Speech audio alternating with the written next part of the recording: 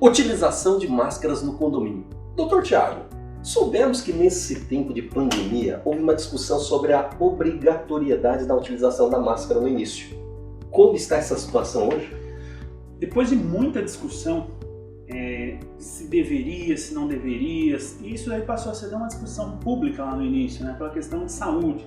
Precisa, não precisa, mas o importante dentro do condomínio é ver o resultado das leis para nós entendermos, imaginarmos a obrigatoriedade de forma muito clara para que nós venhamos a não implementar dentro dos condomínios. Nos dias atuais, não há dúvida.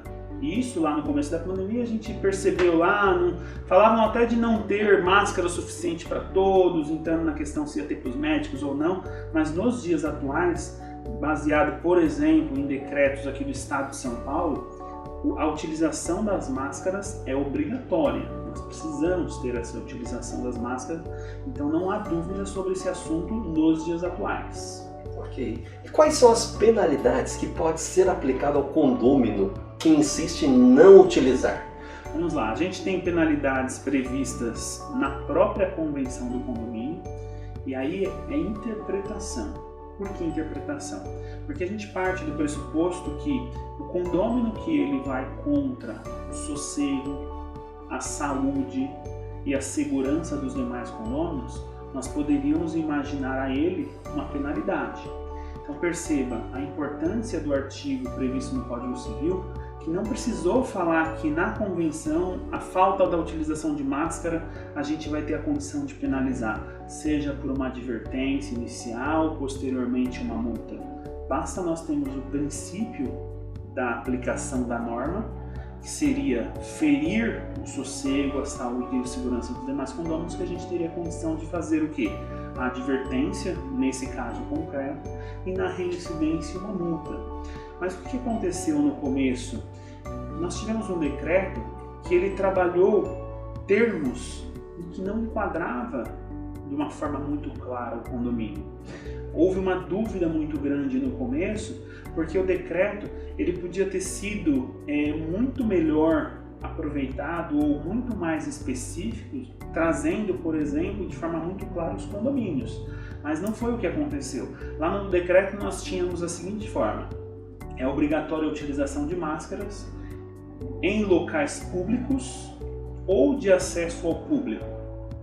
Aí a gente, entre aspas, tem que interpretar. Aí eu pergunto, condomínio é um local público? Não. Condomínio é um local de acesso ao público? Não.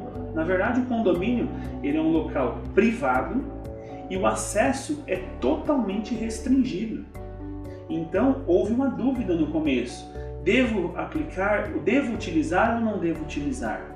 O mais correto seria o quê? Trabalhar primeiro uma técnica legislativa no momento de elaborar a lei, ainda que tenha sido pela via do executivo, mas deveria trabalhar conceitos, por exemplo, como a utilização de máscaras será obrigatória em locais públicos, locais de acesso ao público ou locais privados de uso coletivo, que aí nós enquadraríamos exatamente o condomínio. Por que eu não poderia falar somente locais privados? Porque, por exemplo, chegaria ao ponto de eu dizer que dentro da sua casa, vamos esquecer condomínio, dentro da sua casa você seria obrigado à utilização de máscaras. Não, então o que faria? Locais privados de acesso coletivo, locais privados de uso coletivo. E aí nós enquadraríamos o condomínio sem dúvida nenhuma. Como que se resolveu essa situação e ficou muito mais claro? Dentro do próprio site do governo do estado, no caso aqui em São Paulo, havia uma pergunta, aquelas perguntas e respostas pré-elaboradas que dizia o seguinte: dentro dos condomínios, a utilização da máscara, ela é obrigatória nas áreas comuns? E mais, podemos inclusive multar os condomínios? E lá vinha a resposta dizendo o seguinte: sim, é obrigatório a utilização da máscara e pode inclusive ter multas. Então aí não restou dúvida.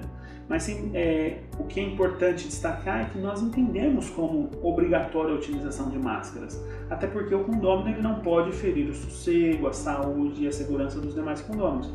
E caberia sim a advertência, caberia a multa. Se a pessoa insiste em não utilizar, chamar as autoridades sanitárias e policiais para que contenham. Bacana. Dr. Thiago, obrigado e até a próxima. Eu que agradeço, meu grande amigo.